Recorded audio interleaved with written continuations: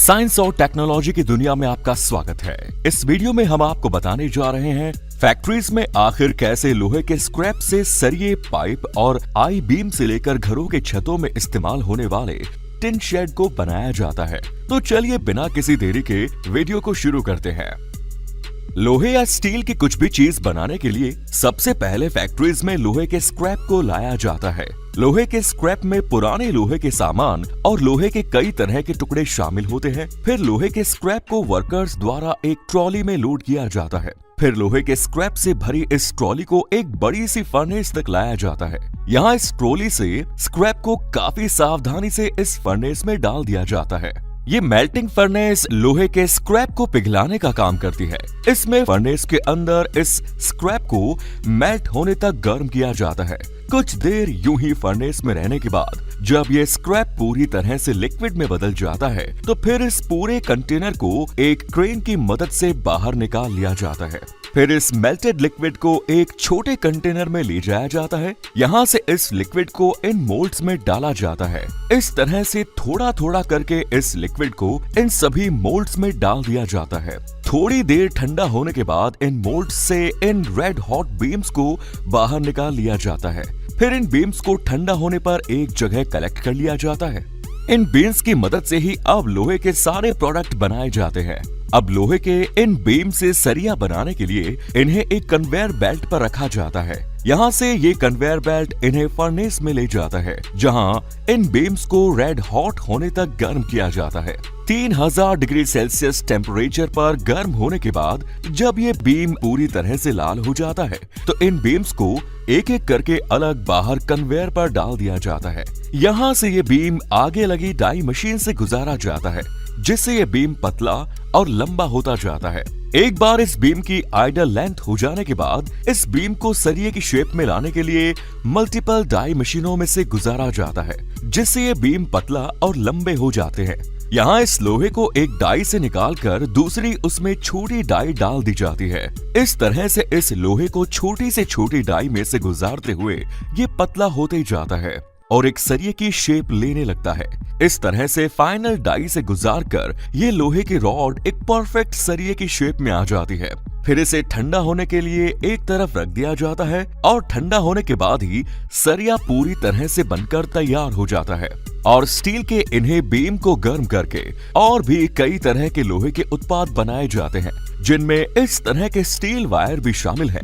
इन beams को die में से गुजारते हुए काफी पतला वायर बना लिया जाता है।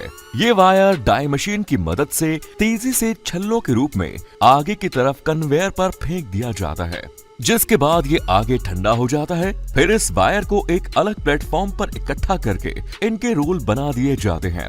और इसी तरह से आई बीम बनाने के लिए भी इन्हीं लोहे के बीम्स का इस्तेमाल किया जाता है। सबसे पहले इन बीम्स को फर्नेस में डालकर गर्म किया जाता है। गर्म होने के बाद इन बीम को कन्वेयर की मदद से आगे प्रोसेस के लिए लाया जाता है। यहाँ इन बीम को सीधे ही एक डाई रोलर में से गुजार दिया जाता है, जो कि इसे दोनों तरफ से बीच में से दबा देती है। फिर और अच्छे से शेप देने के लिए एक बार फिर से इसे डाई रोलर में से गुजारा जाता है, जिसके बाद ये बीम एक आई बीम की शेप लेने लगता है। फिर इस बीम को फाइनली एक बार और डाई मशीन में से गुजारा जाता है, जहां ये परफेक्ट आई बीम की शेप में आ जाता है। फिर इस आई बीम को आगे ठंडा होने के लिए निकाल दिया जाता है। इस तरह से इन आई बीम को बनाया जाता है।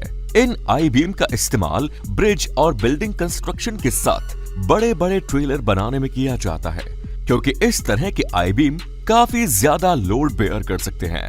अब हम जानेंगे कि आखिर स्टील शीट को कैसे बनाया जाता है। जिन स्टील शीट की मदद से घरों पर लगने वाले टिन शेड से लेकर किचन के बर्तन तक बनाए जाते हैं। स्टील शीट बनाने के लिए सबसे पहले लोहे के स्क्रैप को फर्नेस में डालकर उसे मेल्ट किया जाता है। फिर इस मेल्टेड स्टील की मदद से इस तरह की स्टील की बड़ी बड़ी प्लेट्स को बनाया जाता है। फिर इन प्लेट्स को वापस से फर्नेस में डालकर गर्म होने के लिए छोड़ दिया जाता है। 3000 डिग्री सेल्सियस टेम्परेचर तक गर्म होने के बाद स्टील की प्लेट को कन्वेयर बेल्ट पर ले जाया जाता है। ये कन्वेयर बेल्ट इन प्लेट्स को डाई रोलर तक पहुंचा देता है। यहाँ इस मेटल प्लेट को दो रोलर के बीच से प्रेस करते हुए गुजारा जाता है, जिससे ये प्लेट लंबी और पतली होते जाती है। इस तरह से इस प्लेट को कन्वेयर की मदद से बार बार इस रोलिंग डाई मशीन के नीचे से गुजारा जाता है, जिससे इस प्लेट की थिकनेस काफी कम होती जाती है और इसकी लंबाई बढ़ती जाती है। जब इसकी लंबाई काफी ज्यादा बढ़ जाती है तो फिर इस स्टील को कॉइल में लपेटकर रोल करते हुए इस प्रेसिंग रोलर में से तब तक गुजारा जाता है जब तक ये शीट अपनी आइडल थिकनेस तक नहीं पहुंच जाती। जब ये शीट पूरी तरह से अपनी आइडल थिकनेस तक पहुंच जाती है तो फिर इस शीट को आगे की तरफ एक कोइल बना दिया जाता है और फिर इसे ठंडा होने के लिए छोड़ दिया जाता है। ठंडा होने के बाद स्टील कॉइल को एक मशीन में सेट करके इसकी शीट की पॉलिशिंग की जाती है, जिसके बाद ये स्टील की चमकदार शीट पूरी तरह से बनकर तैयार हो जाती है। अब सबसे पहले देखते हैं कि स्टील शीट से टिन शेड कैसे बनाए जाते हैं। टिन शेड बनाने के लिए सबसे पहले स्टील शीट के रोल को इस मशीन के ऊपर फिक्स कर दिया जाता है। इसके बाद ये मशीन इस शीट को आगे खींचते हुए डाई रोलर के एक लंबे प्लेटफॉर्म पर चलती जाती है।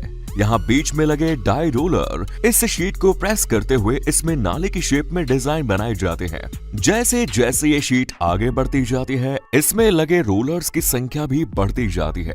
ये रोलर इस शीट को प्रेस करते हुए आगे निकालते जाता है, जिससे ये शीट टिन शेड की शेप में आ जाती है। फिर फाइनली आप देख सकते हैं कि ये डाई मशीन में से गुजारने के बाद ये टिन शेड की शीट एकदम परफेक्ट शेप में आ जाती है। फिर यहाँ से इस शीट को फिक्स लेंथ के टुकड़ों में काट लिया जाता है। अब हम जानेंगे कि इन स्टील शीट की मदद से गोल और स्क्वायर पाइप्स को किस तरह से बनाया जाता है। इसमें सबसे पहले स्टील की कॉइल को एक प्लेटफॉर्म पर सेट कर दिया जाता है। फिर इस स्टील की शीट के एक मुंह को लेकर एक कटिंग मशीन में फिक्स किया जाता है, जिसके बाद ये मशीन इस शीट को खींचते हुए पतली पतली पट्टियों में काटती जाती है। फिर इन पट्टियों की अलग से कॉइल बना ली जाती है। फिर इसमें से एक कॉइल को लेकर इससे भी एक प्लेटफॉर्म पर सेट कर दिया जाता है। फिर स्टील की इस पट्टी को पाइप बनाने वाली मशीन में सेट कर दिया जाता है। ये एक काफी लंबा मशीन प्लेटफॉर्म होता है, जहां स्टील की इस शीट को आगे खींचते हुए डाई रोलर्स के नीचे से गुजारा जाता है। यहाँ ये डाई रोलर स्टील की पट्टी को प्रेस करते हुए गोल शेप देते जाते हैं। जैसे जैसे ये पट्टी गोल पाइप की शेप में आती जाती है तो आगे लगी एक ऑटोमेटिक वेल्डिंग मशीन इसके दोनों सिरों को वेल्ड करते हुए इसे गोल पाइप में बदलती जाती है। फिर आगे इस पाइप की वेल्डिंग की घिसाई करते हुए इसे फिनिशिंग दे दी जाती है। फिर आगे एक कटिंग मशीन के जरिए इस पाइप को 20 फीट के टुकड़ों में काट दिया जाता है और ठीक इसी तरह से इन स्टील शीट की मदद से स्क्वायर पाइप को बनाया जाता है। स्क्वायर पाइप बनाने के लिए सेम इसी तरह के प्लेटफॉर्म का इस्तेमाल किया जाता है। इसमें ऊपर बस गोल पाइप की बजाय स्क्वायर पाइप बनाने की डाई लगी होती है, जो कि इस शीट को स्क्वायर शेप में फोल्ड करते जाती है। इसके बाद इस पाइप के भी दोनों सिरों को वेल्ड करते हुए ये मशीन आगे निकालते जाती है। इसके बाद इसकी वेल्डिंग की घिसाई करते हुए इसे फिनिशिंग दे दी जाती है। इस तरह से इन स्टील शीट की मदद से स्क्वायर पाइप्स को बनाया जाता है। तो दोस्तों, आपको ये सभी फैक्ट्री मशीन्स कैसे लगी कमेंट्स में जरूर बताएं और ऐसे ही इंटरेस्टिंग और नॉलेज से भरे वीडियोस देखने के लिए हमारे चैनल को सब्सक्राइब करें। धन्यवाद।